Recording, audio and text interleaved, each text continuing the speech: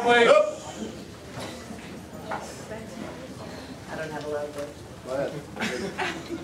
Really? Okay. Pledge of Allegiance.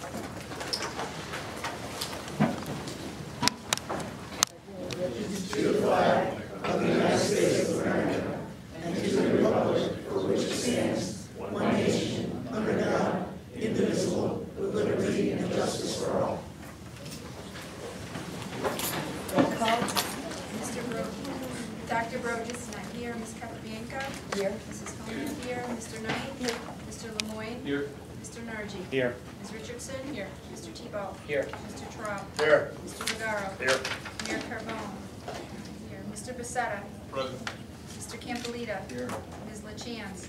Here. Ms. Grabowski. Here. Ms. Reitman. Here. Mr. DeMonico. Here. Thank you. Okay, we're actually going to move school community session to after the awards, where the people that are on the list are actually gave up their seat for the kids for the awards to come in. And entertain a motion for approval of the agenda. So moved. As amended. I'll second his. Discussion? I would like to add to the agenda. Okay. There's 2 field trips that inadvertently didn't get to the board, and so I would like to add those 2. Okay, under information sharing. Information sharing and action, yes. What are the field trips? There's the junior ROTC to New York City and junior ROTC to Vermont. Oh, hold on. And there's a third one. CMEA Festival Hartford for the band.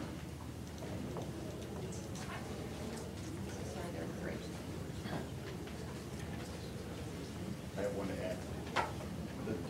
The discussion from the Budget Committee for the Director of Student Services that we moved on Monday night. Thank you. And then we also want to remove the mitigation, correct? Correct. I didn't know that. Oh, yes, we'll swap.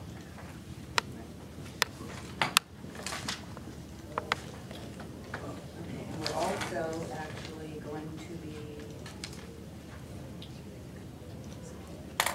yes, we're taking off 7B.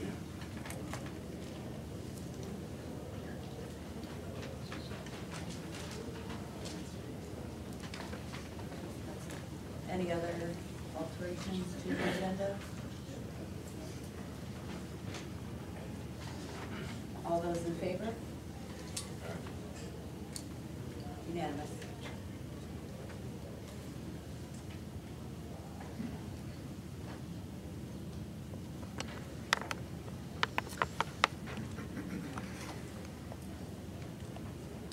I wanted to actually make one additional motion to amend the agenda again, to move superintendent's report. Just basically swap A and B so that the students that are here for the music program can go first, and then we'll get into our other items after. Second. Any discussion on that? All those in favor? Unanimous. Okay, so on to superintendent.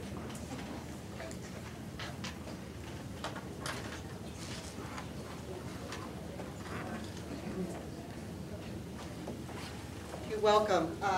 The first part of tonight's meeting is one of the things that I like to do best, which is to recognize some of our outstanding students. And in particular, I'm especially proud this year because this is the first year, and one of the things on our agenda is the new accountability standards in the state, and one of the things that they actually look at now is access to the arts. And we rank, I think you looked at it, we rank very, very high in the state. We're well over the state standard. The state target was 60% that they wanted every high school to have arts access to. The state average was 45.7%, and Torrington High School was 61.8%. We're the only high school in Litchfield County to receive that high of a ranking, and we are far above all the high schools in Litchfield County for arts access.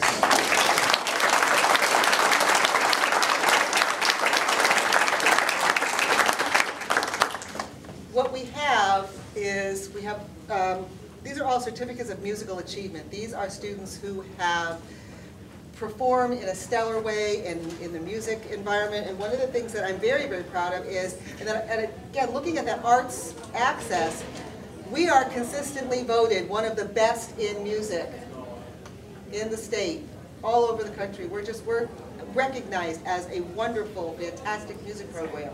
So the folks that are here tonight are among the best of the best. So we need to recognize that these are not just really good music students anywhere, these are the best in the best program in the state. So you need to understand that this is a singular honor for all of our students, and I'm very, very proud of them. So if you would, when I call your name, come up and get your certificate, and stay up here because we'd love to get you all on camera. I know that the press wants to get some pictures of you so that we can celebrate you even beyond these walls. So you would come up when your name is called. First is Ashley Savelli.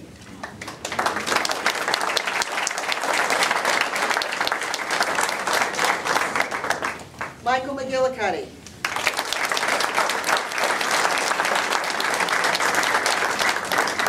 Elizabeth Pavlidis. I say your name wrong.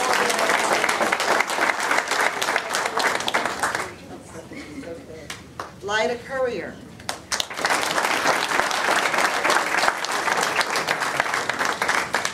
Kaylee Lanzicki.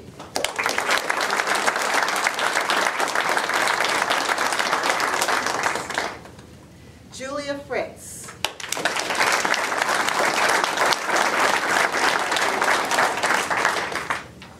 Jason Bubel.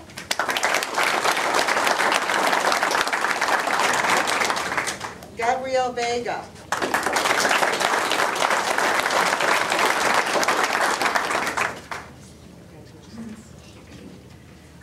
Dylan Jakes, did I say that right, Dylan? Brandon Sharon.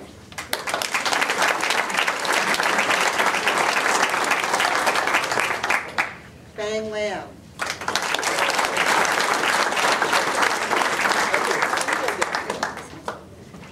Andrew Shemansky.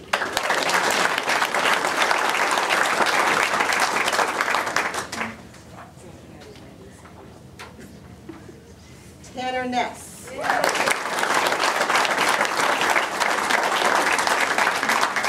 Stephen Hintz.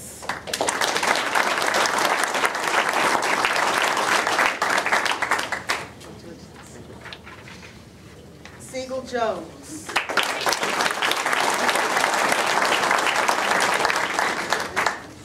Raymond Campbell.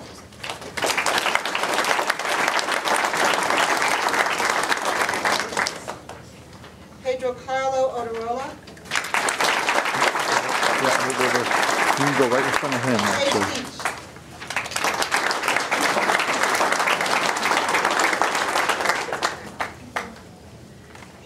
Natalia Biasek.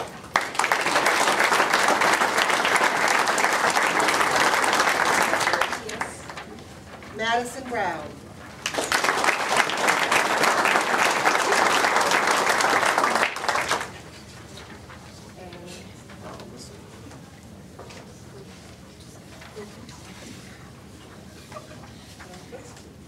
What's the name?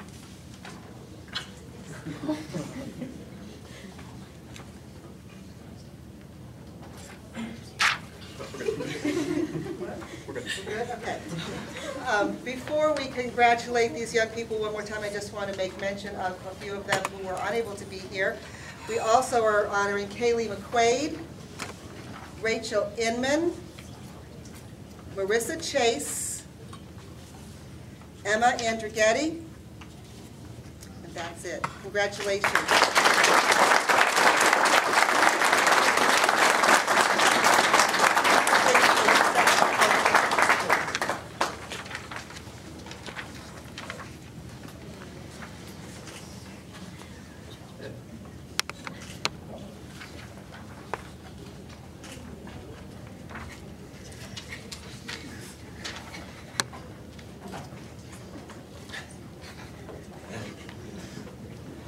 Stay with you, everybody.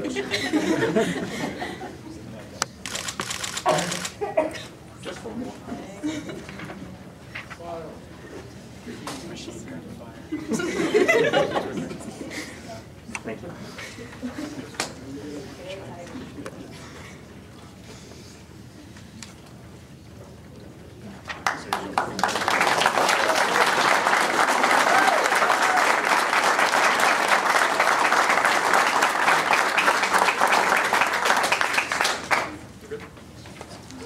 Thank you. Oop, that's dangerous.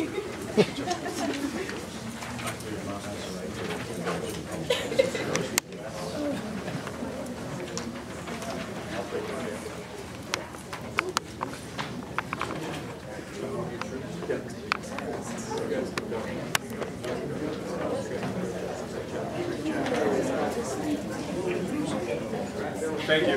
Thank you very much.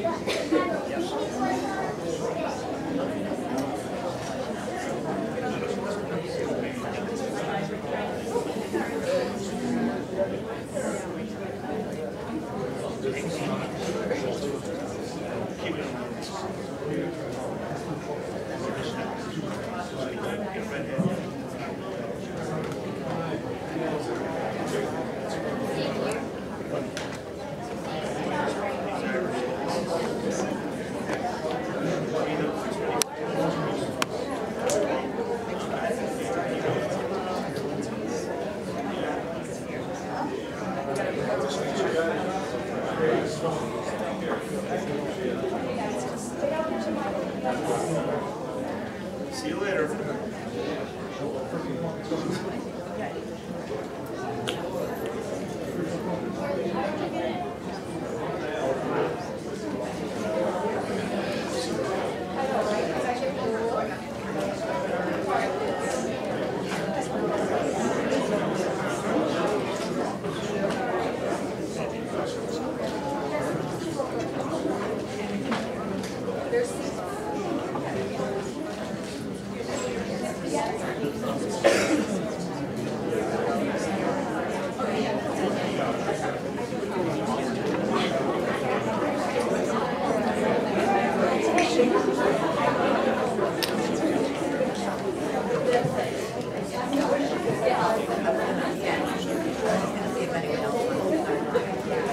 If anyone else would like to sign up for the community session, please do You want the so. whole packet? Yeah.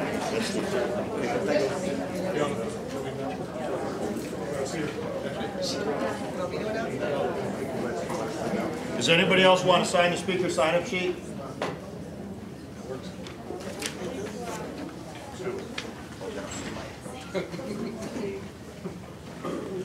Okay, school community session, public participation. The board invites members of the community to speak on topics to be addressed in the agenda or on other topics of interest.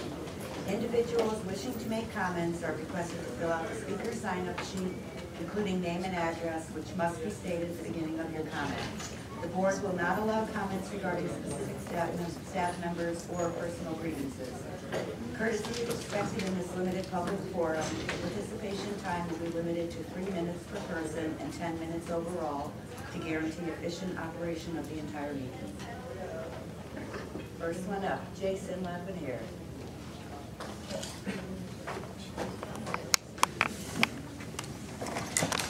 Good evening, Jason Lafreniere, middle school teacher, live in Simsbury, Connecticut, Simsbury Landing. What I have to say tonight, I say with all due respect. As a special education teacher, I started teaching at Torrington Middle School in 2004. It's my first public teaching job.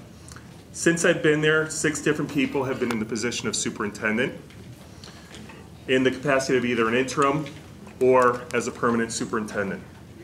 I've worked under 3 different school principals, currently a director of secondary education, soon to be possibly another building principal.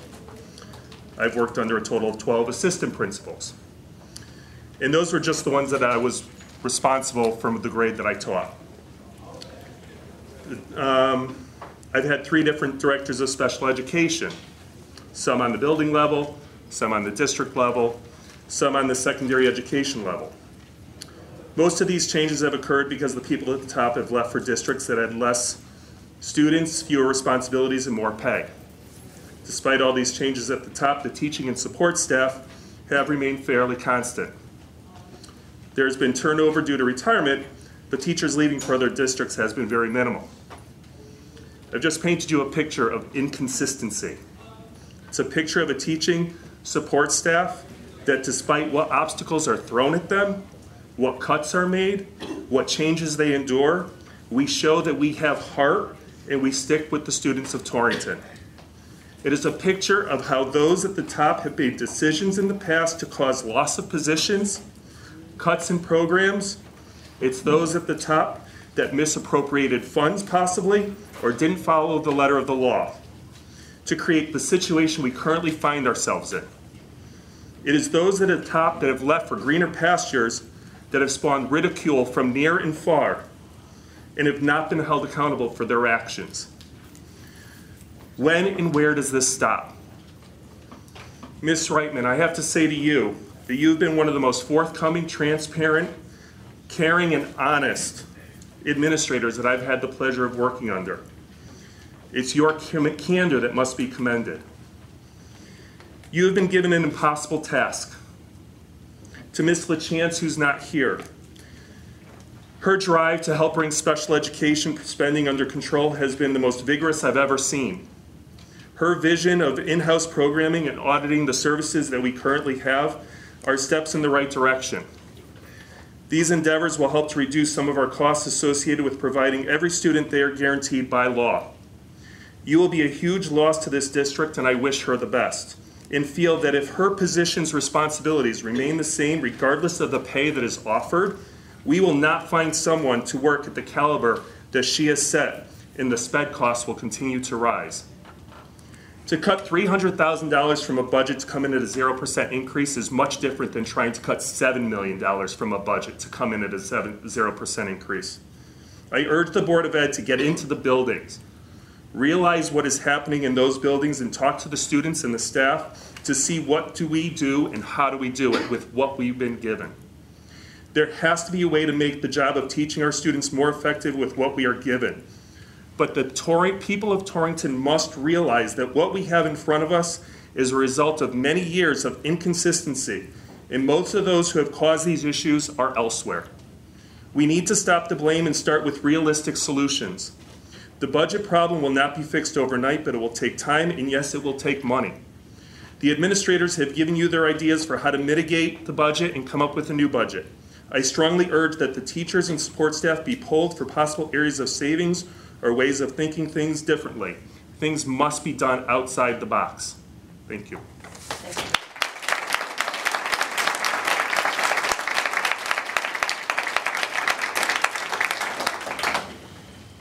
Jerry?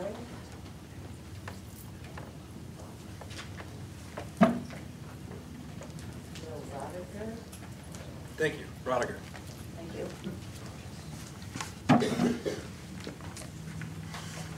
Joe Rodiger, Torrington, Connecticut, 50 Blinkoff Court. Hello. I'm a parent to a 6-year-old child currently enrolled in first grade at East School. I'd like to start off by saying I'm saddened and disgusted by the proposed closing of East School. I question the purpose of the Board of Education today.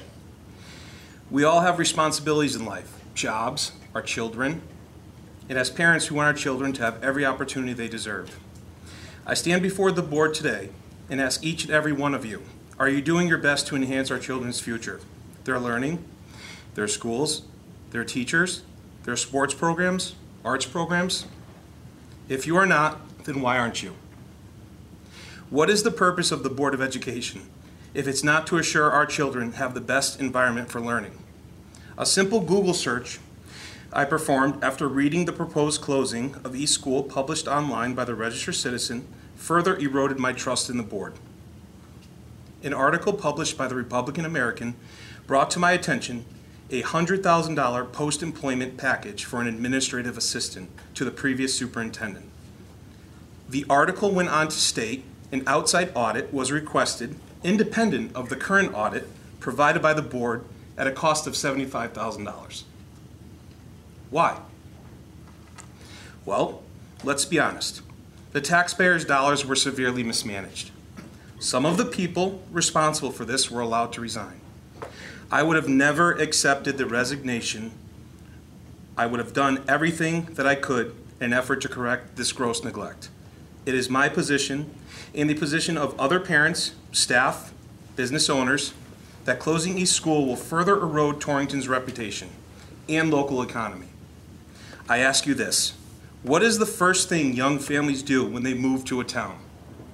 They use the internet and research school system. Think about this now. When they type in Torrington schools, what do you think the first thing Google will display? Well, for those that don't know, it will be closing of East School, the misuse of taxpayer dollars, contracts overpaid, unauthorized funds paid, administrative assistants given $100,000 bonuses, and finally, scandals, position changes, and closing of a school. Is this the goal of Torrington's Board of Education today? As the new board, I beg you, be a part of the solution, not the problem. In closing, I do not support closing East School, where my son enjoys going to, or any of the staff cuts that you're proposing. Any of the programs, both extracurricular and supportive as well.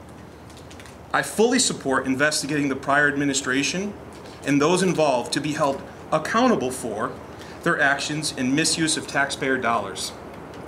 I'd like to also request the board consider enhancing our schools. Who would have thought? Enhance the schools. Untie the hands of the staff that sorely need new equipment, new computers, new items. Look for grants, have fundraisers, do things outside of the box. Don't close schools. Your mismanagement is not our children's burden to bear. Thank you.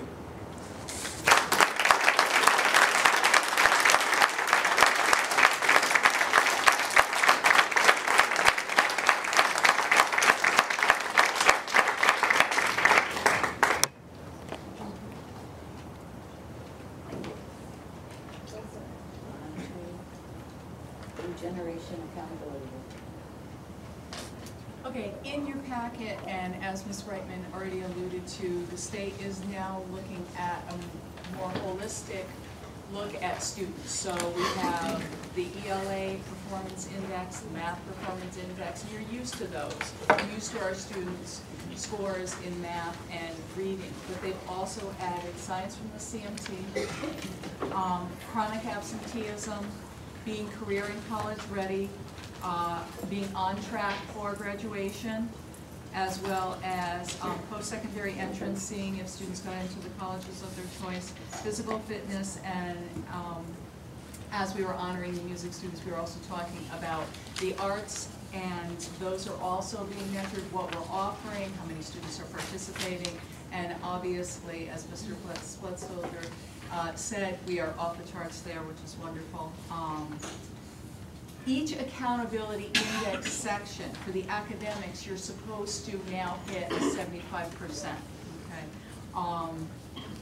And overall in the district, we still have a ways to go. We still have areas to grow in reading, but also definitely in math. This was a difficulty statewide. If we look at our math performance, just overall in terms of the district, we were at 53.5%. We're supposed to be hit that 75% target. So that's an area of concern. This year was the first year where we have a school that's designated as a focus school. The high school is now designated as a focus area in the area of math with our high needs students. That means our ELL students, our special needs students, as well as our free and reduced lunch population. So what the district has to do with the high school staff is, and administration, is work on a plan as to how we're going to rectify this. What we're going to do with programs, how we're going to enhance instruction, curriculum, and what supports we're going to put into place. The state reviews that report and then either accepts it or rejects it, and then we present a specific plan, they monitor the plan, and then we go from there. So This Next Generation Accountability will be a yearly report, but the pieces where we may not have met the targets will be areas where we will be talking with the state and working with them on a plan. It is more holistic, which I think is better. You're really looking at absenteeism. If students don't show up, obviously, it's really difficult to progress, to learn, to grow. That is measured on less than 5%. And at this point, overall in the district, we're at 10%. So we have a ways to go there. Any other questions on this? I know it's a lot of information. You'll be getting updates on this, and the board will also get the report that we submit to the state from the high school in this particular area.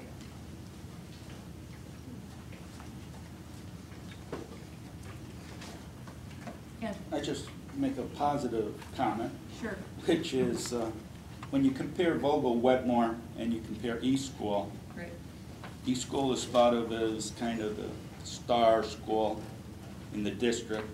But when you look at the results of Vogel-Wetmore, you realize that they're doing a really good job over at Vogel-Wetmore, and they're very competitive with East School. And I don't think the population, the public, should think that any of our grammar schools are any less inferior or negative for their children to go to. All our grammar schools are well-run, and population should realize wherever your children are going to in this school district, they get the same positive support that they will in any other school in the district. They did very, very well. We do have 3 Title I schools in the district, Vogel, Southwest, and Forbes, and they do get additional funds for those particular schools. They do have extra supports, which is very beneficial. It's very difficult within this budget season. You will see that there are cuts that are presented to their services. They are much needed. They have had support in the literacy area before. Not as much support in the numeracy or the math area. That is still very much needed. We have to provide that foundation for our students at the elementary level so that we don't continue to be a focus school at the high school level, because that builds that foundation definitely. But we do applaud Vogel-Wetmore's achievement, especially in English language arts. Yeah, thank you.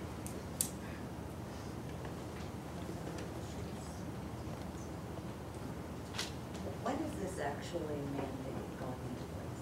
What year are we required to do that? Now, they set this out. This is the first year that they're actually sending out the report. So they are taking it seriously. We actually have to, within 60 days, respond with a plan on how we're going to address our low math scores at the high school level. We were at a 34 points, I believe it's 2 or 3, and we're supposed to be at 75. So we have to take that very seriously. The state takes it seriously. They want to see our plan as to how we're going to address it. It's very important that we rectify the situation. We do have a NEASC accreditation coming up. If we are still a focus school, they will know that. That will be a part of their report as well. Bill? You said that the high school is a focus group and focus school, and obviously there are math issues in that school. Are there issues with math in the elementary schools as well? There are. They're not as severe to designate them a focus school. Predominantly at the elementary, we're in the 40 range, the 40 to 45, 50. It goes up. Middle school comes down to that 40 to 45, I believe. I can't remember them all. They're in front of you, sure. But and obviously we can read them too if you want, Bill. But when we got down to the high school, obviously our students did not have the concepts. They didn't have enough of a foundation building, so our scores went down continually from the elementary to the middle and then down. for the high school where we were at that 34%. Well, that was the purpose of my question, is to see if there was an issue in the elementary schools as well, because that's, you know, that's where the foundation is built, and you know, one builds on another. Absolutely. It makes a huge difference. So we want to build our students' math confidence at elementary so that when they get those tougher concepts, they can really handle that higher level of abstraction.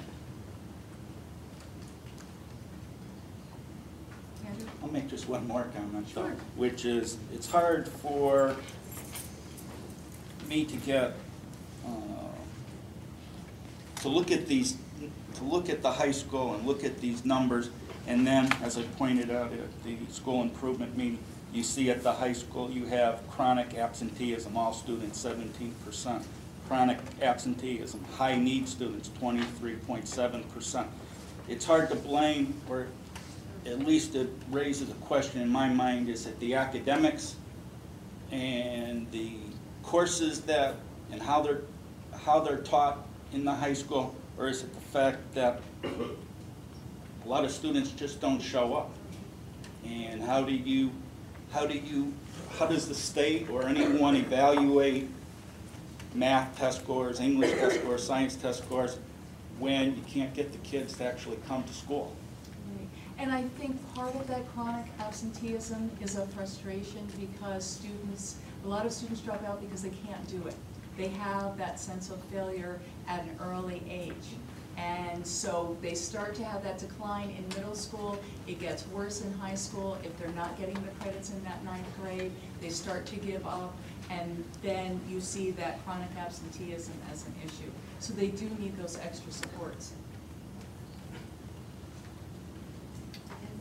If I can, I'd just like to ask a packet question. Sure. When we scan these documents, if they have a hazed header, we can't read the headers on any of these columns. It just blurs out. So if we scan a document to put into the packet, can we look at it and make sure that it's readable before we put the full packet together? And if there's any way to either darken the writing in that top band, or because it just makes it difficult. Actually, they scan it as text instead of a picture. It won't try to do this grayscale. It'll simply do the text, and it'll eliminate the grayscale background. I'll mention it to them. It's just hard for us to read and know exactly. And I'm sure anyone that pulls it offline, they're not going to be able to determine what the headings are. Do you guys have a copy that you could just tell us what the headings are, so we can just fill them in? I don't have any copies. Okay, so you can email that to all of us? Sure, absolutely. And does any money come with being a focus group? No, not at this point.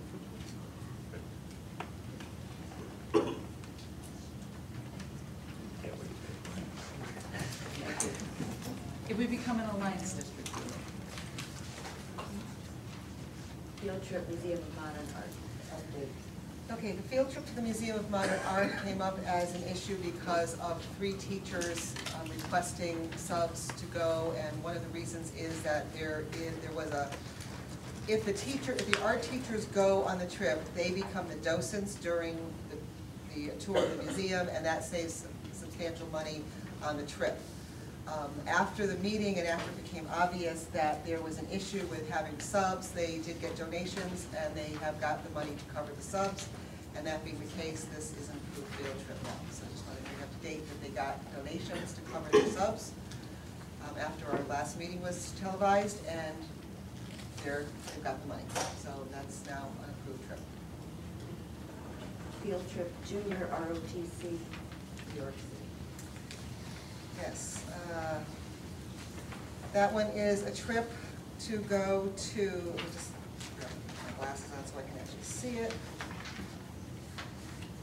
Okay, they are going to the 9/11 Memorial Museum. They, right now, they have a sub, but they're going to use activity funds. The nurses' cost will be also paid out of student activities. They do have to have 4 chaperones because they can't sit in the whole group without having that many chaperones. It's a 1-day out-of-state trip. They're looking at the historical impact of 9/11 and the history of the World Trade Center. And a lot of it for the bus is being used from Air Force funds, so they're requesting approval of that trip. Does anyone have any questions on this trip? That's happening this year, Yes, and I April just, 28th. I just heard you said some of the money for the bus is coming out of Air Force funds, but, No, the bus, all the money for the bus is coming out of Air Force funds. thank you. Some of the money for the trip is coming from Air Force funds, that being the bus. Sorry, I misspoke.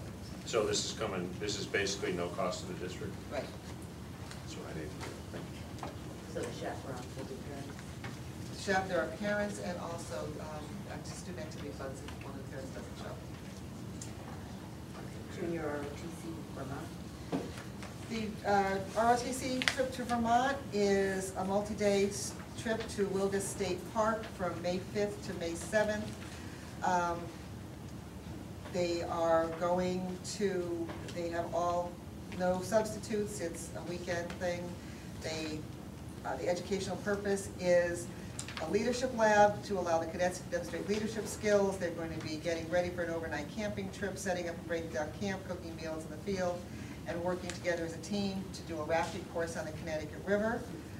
They are going to, this is going to be also a hands-on assessment by Lieutenant Colonel Studley.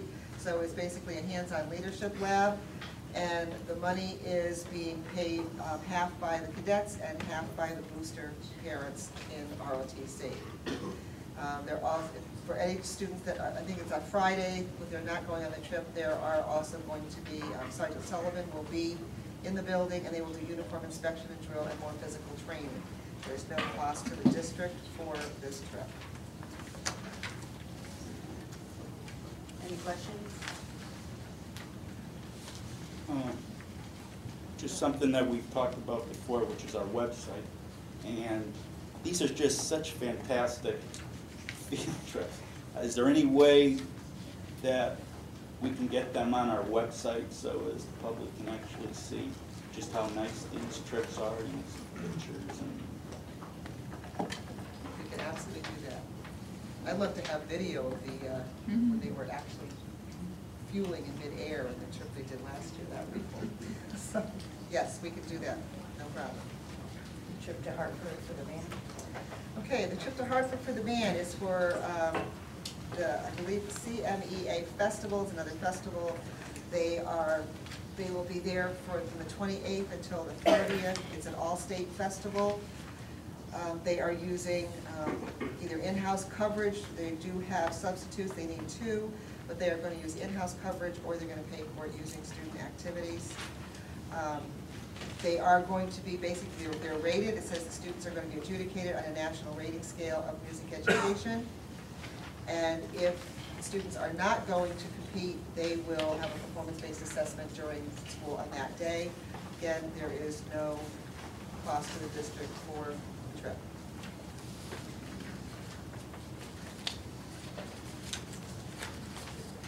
Any question on this one? Okay, thank you. Review of meeting protocol. Just because the next couple of weeks, probably a month, probably going to be in a lot of contentious discussion, and we wanted to basically find a better way to manage the meeting so that there isn't a lot of back and forth, and we get a lot accomplished in a short period of time.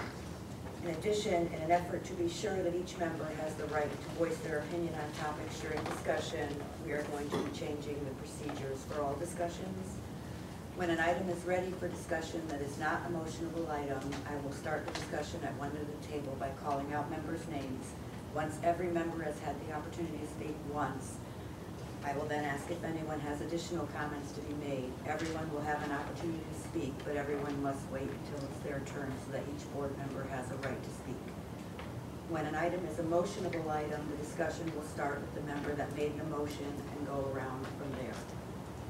Board leadership is asking members from refraining from crosstalk between members, and that members use a courteous tone when addressing the board and the administration. We are also requesting that the administration not respond until all comments have been made. There are many times that we have students in the audience, and we need to be respectful and mindful of that at all times. In addition, we are starting to search for key positions in the district. The first thing a potential candidate will do is view our board meetings. We would like for this to be a positive experience for potential candidates so we can attract the best out there. Thank you for all of your participated cooperation.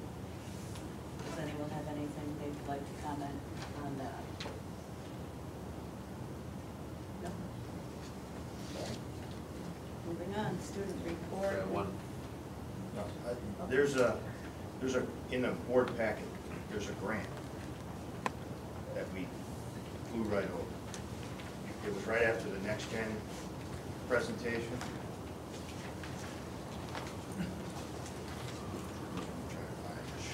Yeah, the Nellie Mae Education Foundation. Page 21.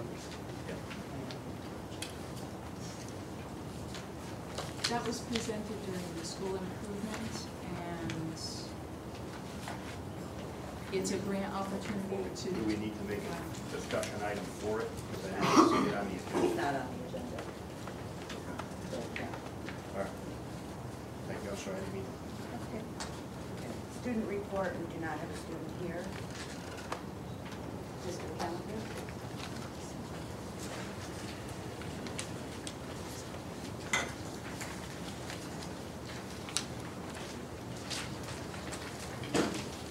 Okay, we had gone over this, we made a couple, we didn't really make changes, we didn't have the first day of school listed on the first one for the 16-17 school year.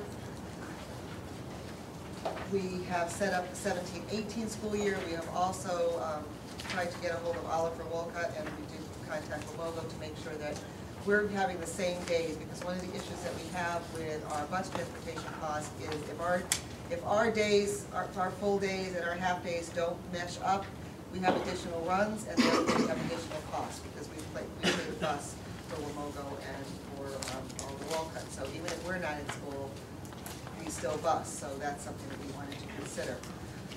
Also, the 16-17 and 17-18 calendars are in sync with those in our RESC, so that the days that we have off, we have 5 days that we can, we basically are free days, that if we need to do something different than the other schools in our RESC, we can do that.